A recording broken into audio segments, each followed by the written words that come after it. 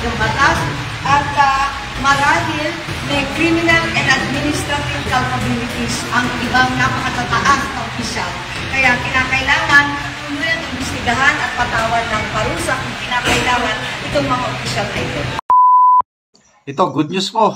Si Senator Amy, diba, nag-press conference siya 2 days ago. Sinabi niya na i-recommend niya na sampahan ng kaso yung mga findings ng Senate Committee may paglabag sa pag-aresto kay PRRD. Ito na. Nagpunta na siya, umaksyon na sa ombudsman para sampahan ng kaso. Yung napatunaya o nakita nila na may paglabag sa batas. Yung pagkidnap, pag-aresto kay PRRD. Lalo akong napapabilib kay Senator Amy ngayon. So, yung pinangalanan lang niya sa press conference, 5. Baka nadagdagan na. Magkapatid na Rimulya, Secretary Boying and Secretary John Vic. 2 Police General, General Marbil and General Torre. Panglima yung Ambassador Marcos Lacanilaw.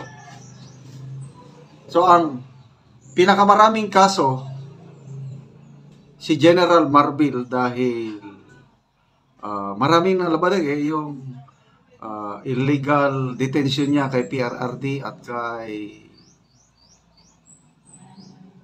Secretary Midaldea. Yung hindi niya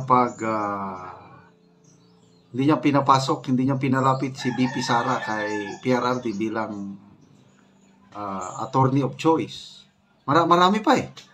So, pinakamaraming kaso so far sa nalaman ko is si General Torre. So, I don't know sa inyo kung anong, marami kasing maraming Duterte supporters na hindi pa rin kumbinsido kay Senator Amy.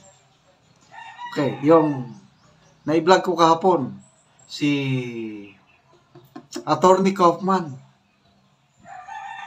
pinuri niya, humanga siya sa ginawa ni Senator Amy yung Senate investigation tungkol sa pag-aresto kay PRRD. Very straightforward. Prangka kung magsalita itong si Kaufman. Sabi niya, nanonood ako palagi sa Senate hearing. At nakita ko kung gaano ka pursigi si Senator Amy sa kanyang investigasyon. At nabasa ko na yung final report. At marami kaming magagamit yung report na yun na makakatulong dito sa pagdepensa namin sa kaso ni PRRD. Sabi ko, wow! Coming from no-nonsense lawyer, no, talagang straight kung magsalita, walang hindi siya nagkukunwari. So lalo akong humanga kay Senator Amy yung statement na binitawan ni Attorney Kaufman. Speaking of Attorney Kaufman, napakagandang development ito. Nailabas na-share na basta nakita na natin yung document. I don't know kung anong tawag doon, pleadings ba o jurisdictional argument, na hinihiling na ni Attorney Kaufman at Professor Jacobs na palayain na immediate and unconditional release si PRRD dahil walang jurisdiction ang ICC. So, ito, nakikita ko may pag-asa talagang makabalik si PRRD. Ituloy lang po natin ang ating dasal. Okay? Dasal plus of course yung pagkakaisa nating mga nagmamahal sa mga Duterte, kay PRRD. Ngayong eleksyon. O ilang days na lang. 10 days to go. Dapat maraming manalong senador na aliado ng mga Duterte.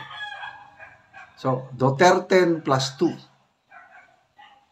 So, kung sino yung plus 2 ninyo, bahala na kayo. Basta ang aking plus 2, si Senator Amy at si Camille Villar. Speaking of Villar, wala na. Talagang nag-announce ang kampo ng Villar na hindi sila mag-attend sa ngayong hapon o mamayang gabi kaya merong rally ng mga alyansa sa Lucena. Quezon. Kaya lang, hindi mag-attend si Camille. Eh, ang balita, si Camille Villar mag-attend sa Danau, Cebu, kung saan nandun si BP Sara. So, dito mo makikita na tuluyan na umalis ang Villar and even siguro itong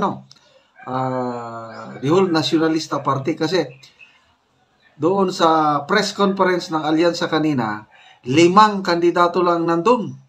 Wala si Pia Cayetano, wala doon. So ang 5 na nandun sa press conference, Abalos, Lacson, Soto, Erwin Tulfo, and Binay. 5 lang. Kaya yung alyansa naging alis isa-isa. Voltes 5 na lang ang natitira. Wala doon. Dati 12 sila. Yung pinagmamayabang ng Pangulo na 12-0 daw ang kanilang target. 12-0, pinaka-the best of the best, yung kandidato nila. Kabila daw grupo o bakod, kabilang bakod, inutusan lang bumili ng suka, nagkandidato na. Ano ngayon? Wala na. Sila nang nababawasan. Ang PDP nadadagdagan, naging kompleto. Kaya nga, dati, ilan lang sila? 5 lang ate. Tapos, naidagdag na inadapt nila si 7 lang nung una, 7. Tapos inadapt nila si Attorney Vic Rodriguez and Congressman Dante Marcolita, kaya 9. Later on, inadapt nila si Doc Mata, kaya naging 10. O yun.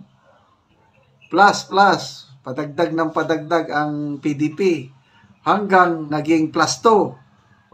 So bahala na tayo sa plus 2. Pwedeng Hunasan, pwedeng Kerubin, Villar, Marcos. Importante, pag manalo ang Mayan, mayroong kakampi ni BP Sara sa kanyang napipintong impeachment trial.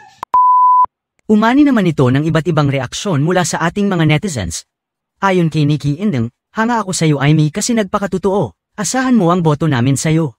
Pahayag naman ni Susan Mateo, good job Senator Aimee, God bless you and sana maipakulong mo na sila. Straight PDP laban tayo. At ito naman ang saloobin mula sa ating kababayan na si Merly Perez. Excellent job Madam Aimee, surely I and my family, my close friends will vote for you this coming election. Mga kababayan, feel free to comment below para maglabas ng saloobin sa balitang ito.